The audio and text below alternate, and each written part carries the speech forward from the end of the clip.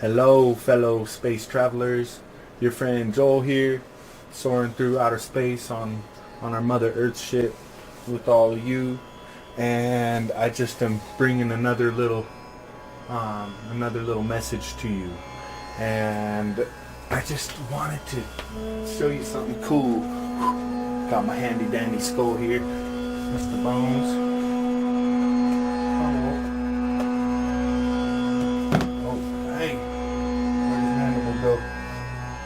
Alright, so check this out. This bone right here, you guys, this is called the sphenoid. And then if you look under here, in the back of the mouth, there's this little bump. This is the sphenoid, see? It's the lesser pterygoid. The sphenoid. Anyway, check it out. So, where the sphenoid meets this bone on the back, called the occiput, is deep in there. And that is what we call the sphenobasilar junction. The sphenobasilar junction. And this joint is classified as a synarthroidal joint, or a synchondrosis. And so we find a piece of cartilage inside of the skull, inside of our heads, right in there. Pretty cool. Now, if I were to be just a little bit forceful, you see that bone wiggles. And this is right where the spinal cord exits. This is called the foramen magnum. So we see, there's a neat relationship between the occiput and the sphenoid bone. And there were some cranial osteopaths years back who did some neat experiments on the cranium to see how these joints relate. And what they found was there's a neat movement within the cranium that is caused due to the change in pressures of the cerebrospinal fluid. And this joint, being the most mobile joint in the cranium, has a slight movement where these two bones move closer together into what we're going to call flexion. So when we look at the elbow, when the joint narrows, that's going to be called flexion of the elbow. When the sphenobasilar junction narrows, that's going to be flexion of the sphenobasilar junction.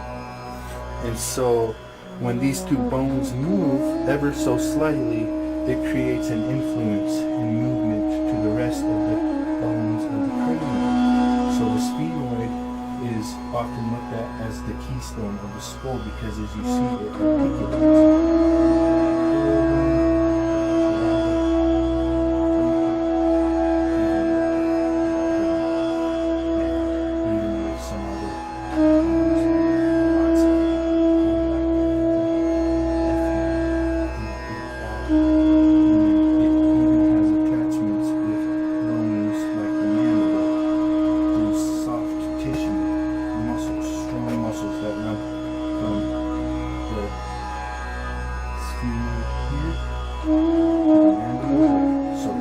This bone has holes that allow for nerves to travel through it to the orbit, such as the optic nerve. Check that out.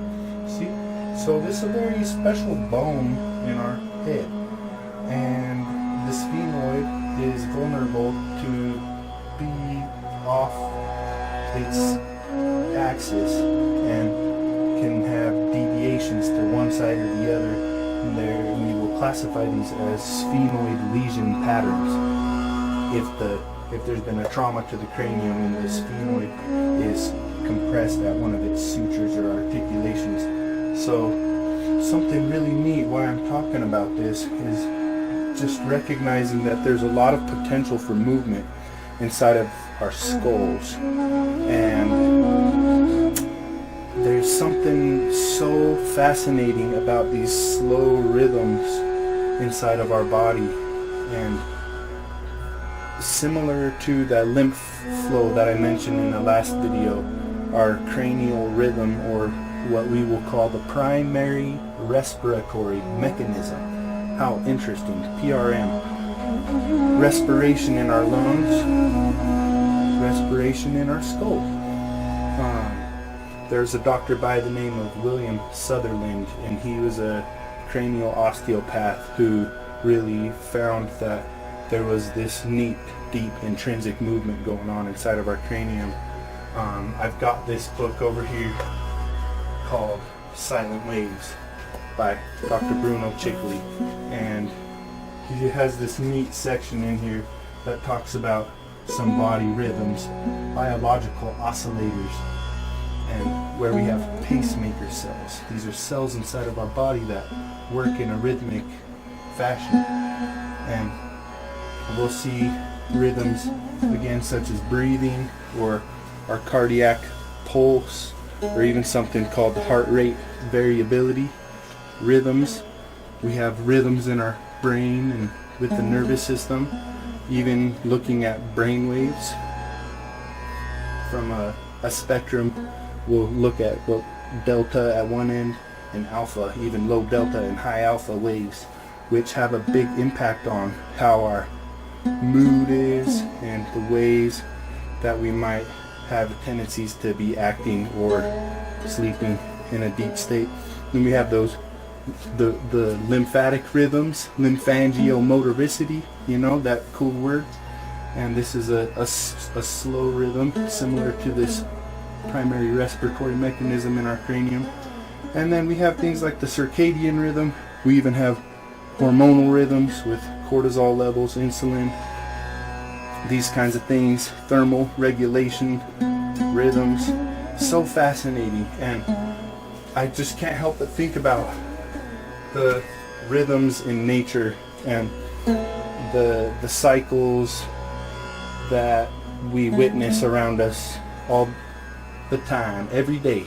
And when we seem to be more in harmony with the rhythms in nature around us, it seems like we're able to be more present and at peace within ourselves. So I invite you guys to embrace the rhythms inside of you. Often if I feel a little bit anxious, I like to focus on the rhythm. So I'll bring awareness to my breath, and I find that if I breathe really slow for maybe 8 or 9 seconds in and for 10 or 11 seconds out, that it helps my body to really regulate and feel calm and centered, at peace. And that will go something like this.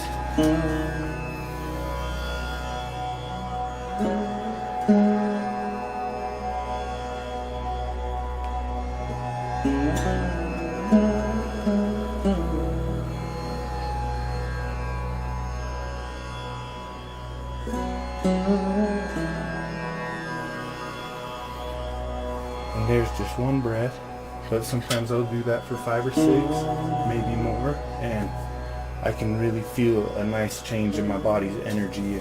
I've done something called heart rate variability testing to find that that's the optimum time for myself to breathe at, to help my body to reach my meditator's peak and to kick in my parasympathetic nervous system response to initiate healing. And so I invite you guys to breathe deep and to love even deeper, and I hope that we can catch up again soon. I'm looking forward to giving you guys some more fun things to think about and more talk on manual therapy and how we can help create healing with our hands.